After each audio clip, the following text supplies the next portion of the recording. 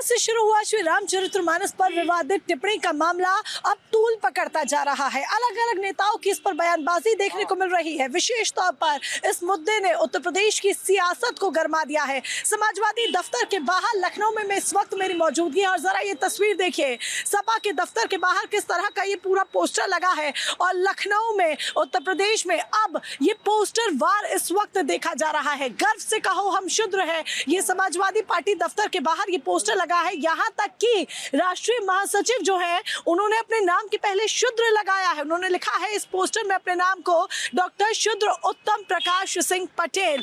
यानी कि उत्तर प्रदेश की सियासत की लड़ाई जब हिंदुत्व के आगे नहीं लड़ पाई सपा, तो क्या अब ये समाजवादी पार्टी का ये नया कार्ड है कि पिछड़ों पर आ गई है ये लड़ाई और पिछड़ों के सहारे, क्योंकि यूपी में 55% पिछड़ा वर्ग है, 55% पिछड़ा वर्ग के सहारे अखिलेश यादव अब ये लड़ाई लड़ने के मूड में है। जरा इस तस्वीर को देखिए, गैर बराबरी व ऊंच नीच की विचारधारा के विरुद्ध उठी सामाजिक न्याय व संवैधानिक आवाज को मजबूती।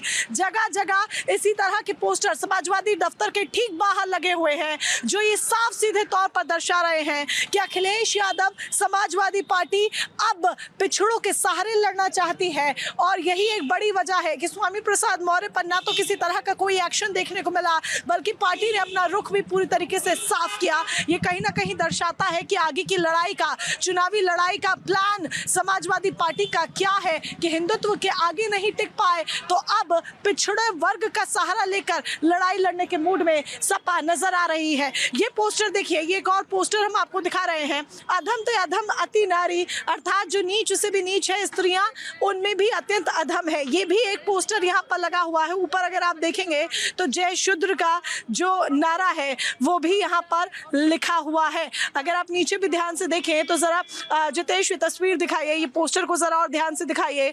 धर्म ग्रंथों की आड़ में ताड़न का अपमान भारत की नारी नहीं सहेगी। यानी कि सीधे तौर पर यहाँ पर श्री रामचरितमानस को एक बार फिर से अंकित किया गया है। तुलसीदास का भी यहाँ पर पूरी तरीके से उनको यहाँ पर अंकित किया गया है। ये विवाद अब पोस्टर वॉर में तब्दील हो चुका है। शुद्र पूरम मौर्य पूर्व प्रदेश महासचिव है पिछड़ा वर्ग की, इनसे भी हम बातचीत करेंगे और जानने समझने की कोशिश करेंगे कि क्या इस लड़ाई को चुनावों के तौर पर देखा जाए या फिर वाकई में जनता की आवाज बनना चाह रही है समाजवादी पार्टी। पूनम मौर्य जी खुद हमारे साथ हैं। पूनम मौर्य जी, क्या समझा जाए इन पोस्टर्स का मतलब जो जगह जगह लगाए गए हैं दफ्तर के बाहर? पोस्टर लगाने का सिर्फ इतना ही मतलब है कि जब स्वामी प्रसाद मौर्य जी के कुछ तथाकथित साधु संत जो सिर्फ कपड़ाधारी साधु हैं, उन्होंने कहा कि मैं जीभ काट लूँगा, मैं गर्दन काट लूँगा और गुंडे मवालियों की तरह 20 करोड़ की 12 लाख की सुपारी देना शुरू किए, तब ये समझ में आया कि नहीं, ये गलत बात है कि कुछ लोग संविधान को अपने हाथों में, भारत लोकतांत्रिक देश है, बाबा भीमराव अंबेडकर ने सबको बोलने का और अपनी बात कहने का हक दिया, तो उसी संविधान के दायरे में माननीय स्वामी प्रसाद मौर्य जी अपनी बात कहते। मैं ये कहती हूँ कि अगर कहीं कुछ लिखा हुआ है तभी तो मैं पढ़ रही हूँ, अगर वो लिखा ना हो तो आप गर्दन काट लो, जीभ काट लो, और फिर क्यों काट लोगे? आप कोई कानून हो, सुप्रीम कोर्ट हो कि काट लोगे? उस किताबों में लिखा हुआ है, इसलिए स्वामी प्रसाद मौर्य जी ने कहा। और इसीलिए मैंने यहाँ भी लिखा है कि आप भी एक महिला हो और बहुत सारी महिलाएं हैं। भारत की आधी आबादी, क्या पूरी दुनिया की आधी आबादी के लिए आप गाली शब्द नहीं लिख सकते। आप इतने नाराज क्यों थे? आप अकबर के बारे में क्यों नहीं लिखे? जिस अकबर ने हिंदुओं को काफिर कहा, हिंदू नाम की एक गाली दिया, उस अकबर का एक भी जिक्र मुगल कालीन में आपने लिखा था, तो आपने क्यों नहीं लिखा? उन मुगलों का जिक्र आपने क्यों नहीं लिखा कि अच्छे थे कि बुरे थे कि न्यायप्रिय थे? आप बहुत नाराज हो गए और भारत का जो बड़ा बहुजन समाज है, 85% समाज है, 50% महिलाएं, आपने उनके बारे में काफी कुछ लिख दिया। आखिर क्यों?